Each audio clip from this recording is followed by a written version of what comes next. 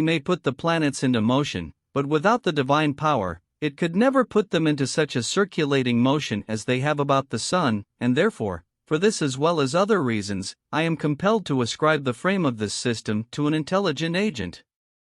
All variety of created objects which represent order and life in the universe could happen only by the willful reasoning of its original creator, whom I call the Lord God.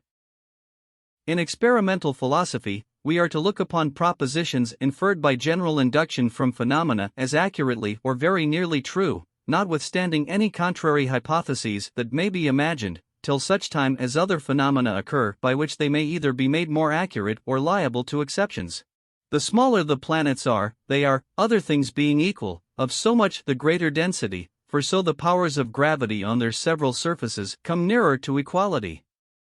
They are likewise, other things being equal, of the greater density, as they are nearer to the sun. The best and safest method of philosophizing seems to be first to inquire diligently into the properties of things, and establishing those properties by experiments, and then to proceed more slowly to hypotheses for the explanation of them. The same thing is to be understood of all bodies, revolved in any orbits. They all endeavor to recede from the centers of their orbits, and were it not for the opposition of a contrary force which restrains them to and detains them in their orbits, which I therefore call centripetal, would fly off in right lines with a uniform motion. It is reasonable that forces directed toward bodies depend on the nature and the quantity of matter of such bodies, as happens in the case of magnetic bodies. Just as the system of the sun, planets and comets is put in motion by the forces of gravity, and its parts persist in their motions, so the smaller systems of bodies also seem to be set in motion by other forces and their particles to be variously moved in relation to each other and, especially, by the electric force. Why there is one body in our system qualified to give light and heat to all the rest, I know no reason but because the author of the system thought it convenient, and why there is but one body of this kind, I know no reason, but because one was sufficient to warm and enlighten all the rest.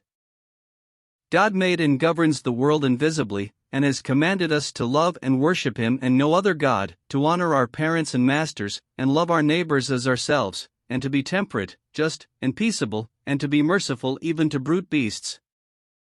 I do not know what I may appear to the world, but to myself I seem to have been only like a boy playing on the seashore, and diverting myself now and then in finding a smoother pebble or prettier shell than ordinary, while the great ocean of truth lay all undiscovered before me.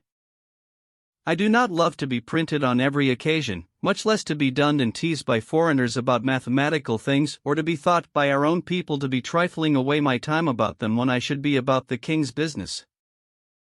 If a projectile were deprived of the force of gravity, it would not be deflected toward the earth, but would go off in a straight line into the heavens and do so with uniform motion, provided that the resistance of the air were removed. Absolute space, in its own nature, without regard to anything external, remains always similar and immovable.